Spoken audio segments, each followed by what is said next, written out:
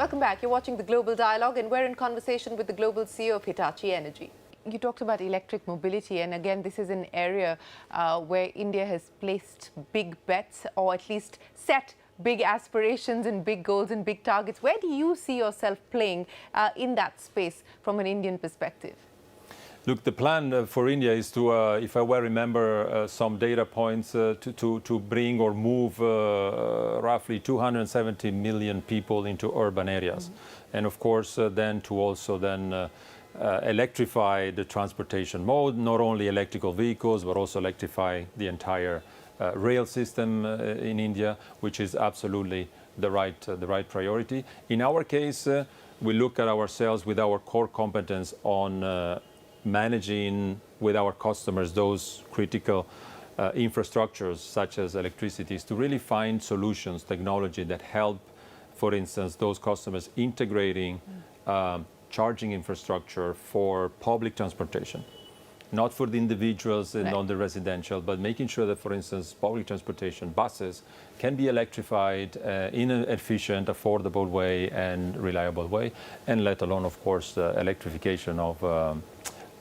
rail. We have a success story. Not too long ago, we have also localized the traction transformers, which is a core component that we provide for locomotives, and we look forward to, of course, continuing that journey and supporting that entire transport electrification initiative in India. Yes, transport electrification is going to be part of many state governments' plans. In fact, we're having this conversation here in Delhi, and the Delhi government has put a plan in place as far as electrifying public transport is concerned. But any further appetite for more M&A in India? Look, first of all, as we communicate also our strategy, Hitachi Energy 2030, we want to make sure that our customers, our partners understand that we're also committing to invest. Number one for us, investments is organic, is in innovation.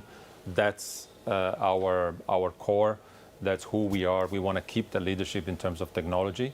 But of course, because a lot of this technology is also evolving very fast, as you well know, in many areas, we will use partnerships, and also we will use inorganic investments in order to help us accelerating the deployment of some of those technologies.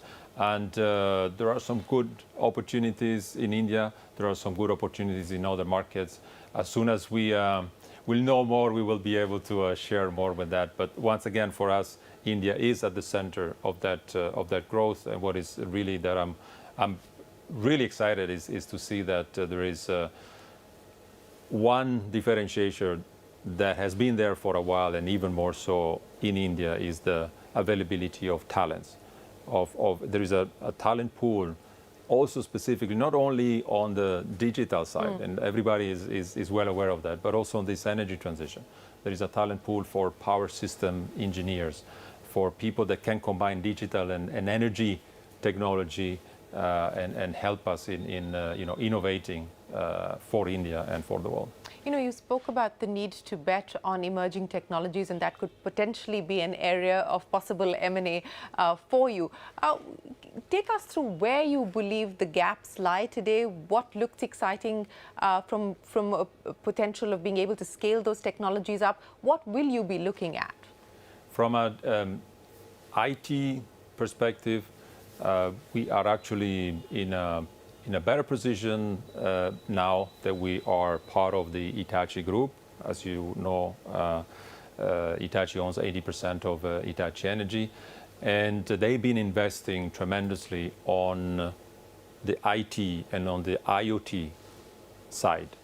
We come in from an energy perspective on the OT side. We have a lot of what it takes on that one, but we now have our partner right with us that has the scale, the capabilities, the global reach to support that digitalization together with our customers. And of course, the more we learn how to work together, the more we learn what our customers need in that digital transition, in that digital transformation journey, and the more we see the opportunities then again to develop together with them organically and potentially inorganically some areas. Once again, for us, the inorganic path is really bolt-on. We want to make sure that we focus our efforts on adding that part of the technology that will help us creating a stronger, better solution, faster, and of course more efficient to our customers. Let me end by asking you about the near-term risks and challenges that global CEOs like you are faced with. Inflation, decadal highs across the world at this point in time, whether we talk about the US, Europe, UK, not that bad in India at this point in time, but certainly a cause of concern. Commodity prices, again, we don't know how long they're going to continue to last at the levels that they are, but the expectation is that it is going to continue to be tight when we talk about supply. And then the big R word, the fears of recession across several major economies. As a global CEO, how do you map these three risks today? As you say, look, as I was mentioning before, while we are looking at all the opportunities and all this tailwind that I was mentioning, particularly in our space because of the energy transition, because of the long-term commitments on decarbonizing, the combination of all what you mentioned, I have never seen that coming in with such a strength and across all the sectors, across all the geographies. It's a challenge, and some of us, I'm old enough to go back and try to remember what we did in some of the inflationary periods that we had in the past. But many of us out there have not seen that. So it's for instance, inflation at 10% in the UK. It's something that many of us have never dealt with, and it's something new. Variability and unpredictability, on uncertainty on commodities, not only the cost and the price, but also the availability, the lead times that are longer than what we ever expected. All of that is something that we need to deal with, and what we need to do is to make sure that we learn as fast as we can how to deal with this new environment, and ensuring that once again we do this not as a silos. I won't be able to solve with my team many of these problems. Take the example of the power electronics components, shortages and so on. We have to go all the way throughout the value chain and collaborate with everyone in every step in order to make this work. And we do more and more of that also with our customers and with the broader stakeholders.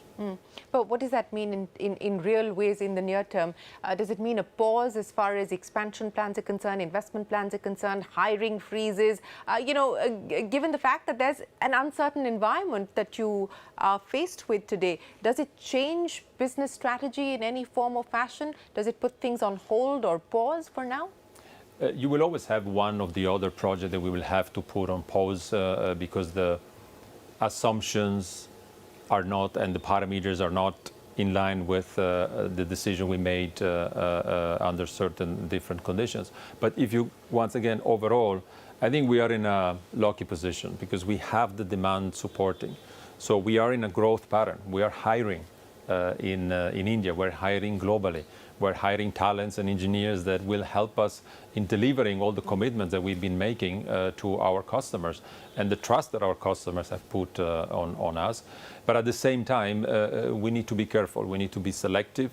We need to understand also how do we take those commitments, ensuring that we don't miss in delivering on those commitments. And that is the aspect. It's not so much about growth is not an issue today, and we're lucky to be in that position. But we need to make sure that we do the right things so that we can deliver on those commitments on time, on cost, and on quality, as we always do. Well, it's good to know that in the mix of problems, demand is not one of them that you're facing a challenge with at this point in time. Claudio, we wish you and your team the very best of luck, not just with your plans here in India, but globally as well. And we look forward to seeing you soon and, of course, back here in India as well.